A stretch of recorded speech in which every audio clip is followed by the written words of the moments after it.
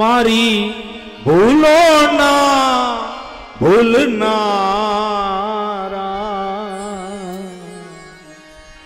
તારી કરુણાનો કોઈ પાર નથી. મારી ભૂલો ના ભૂલનારા, તારી કરુણાનો કોઈ પાર નથી.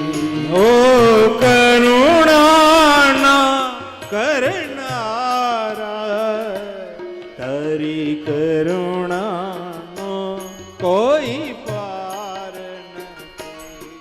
ઓ કરુણાના કરનારા, તારી કરુણાનો કોઈ પાર નથી. હું ખેલો આવડી બાજી, અંતરમાં થયો હું રાજી. ખેલો આવડી બાજી, અંતરમાં થયો રાજી. જ્યારે અવળી બાજી ખેલતા હોય ને ત્યારે અંતર રાજી થતું હોય, ત્યારે મજા આવતી હોય, ત્યારે આનંદ આવતો હોય. ખબર ન હોય કે આ તો હું બાજી અવળી ખેલી રહ્યો છું. ત્યારે આપણા અંતરના ચિત્તને ખબર નથી હોતી. મન તમને આજ્ઞા કરે છે અને આપણે એ આજ્ઞાનું પાલન કરીને આપણે અવળું ખેલતા હોઈએ છીએ, એટલે કે અધર્મ કરતા હોઈએ છીએ. હું ખેલો આવડી બાજી, અંતરમાં થયો હું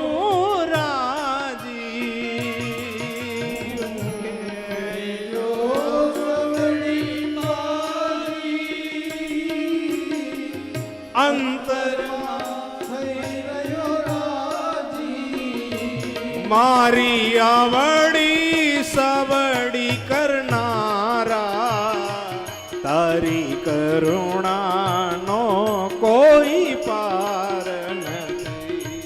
આવડી સવડી કરનારા, તારી કરુણાનો કોઈ પાર નથી. ઓ કરુણાના કરનારા, તારી કરુણાનો કોઈ પાર નથી. ઓ કરુણાના કરનારા, તારી કરુણાનો કોઈ પાર નથી. તારી કરુણાનો કોઈ પાર નથી.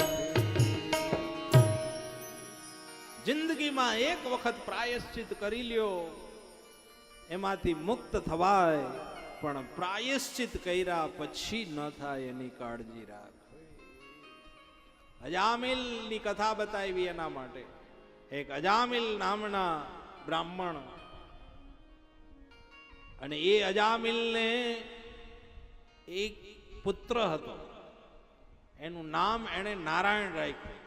એની પત્નીએ એ પુત્રનું નામ રાખ્યું નારાયણ. તો કુસંગને વશ થઈ અજામિલ દુરાચાર અધર્મચાર કરવા લાગ્યા, પાપ વધ્યા. એટલે મૃત્યુના સમયે અજામિલને યમના દૂતો લેવા માટે આવ્યા. જેવા યમના દૂતો લેવા આવ્યા એટલે અજામિલના મુખમાંથી શબ્દ નીકળો, નારાયણ નારાયણ નારાયણ. નારાયણ બોલવા એના પુત્રને પુકારતા હતા. નારાયણ નારાયણ બોલે, જ્યાં નારાયણ શબ્દનો અવાજ નીકળો ત્યાં ભગવાનના પાર્ષદો હાજર થઈ ગયા. અને ભગવાનના પાર્ષદો એને કહેવા લાગ્યા કે આ જીવ હવે અમારો છે. કેમ? તો કે આણે નારાયણ નામ, અરે આને તો ઘણા પાપ કર્યા છે એટલે આને નરકમાં લઈ જવાનો છે. તો કે નહીં, આણે હવે નારાયણ નામ લીધું છે ને એટલે એના પાપ બળીને ભસ્મ થઈ ગયા. યમના દૂતો કે પણ એને ભગવાનનું નામ નથી લીધું, એને તો એના દીકરાનું નામ લીધું છે. એના દીકરાનું નામ નારાયણ છે, એનું સ્મરણ કર્યું છે. ત્યારે ભગવાનના પાર્ષદો કહેવા લાગ્યા કે અજાણતામાં પણ ઔષધિ લેવાઈ જાય તો રોગનો નાશ કરે છે, એમ અજાણતામાં ભગવાનનું નામ લેવાઈ જાય ને તો ભવના રોગનો નાશ કરે છે, બધા જ પાપમાંથી મુક્ત કરી દે છે. ત્યારે એમ કહેવાય કે અવડું મોટું પાપ, અવડું મોટો ઢગલો, અને એક નામ લીધું ને બળીને ભસ્મ થઈ ગયું. તો કે હા, ગમે એવડો રૂનો ઢગલો હોય પણ એને બાળવા માટે એક જ દિવાસળી બસ થાય, એમ ગમે એવડો પાપનો ઢગલો હોય પણ એને બાળવા માટે એક જ નારાયણ નામ રૂપી દિવાસળી લગાવી દો, એના બધા જ પાપ બળીને ભસ્મ થઈ જાય. નારાયણ રો નામડો ભુજાન ભલવેણ ચોપડીએ ચંગો થયો,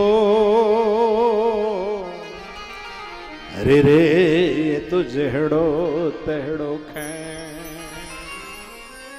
નારાયણ ના વિસારીએ અને જબ તક લીજીએ નામ, જો લાભે મનુષ્ય જન્મ, અરે રે તો પૂર્ણ કીજે કામ. નામની તાકાત છે, બસ એક નામ લ્યો જીવ તરી જાય.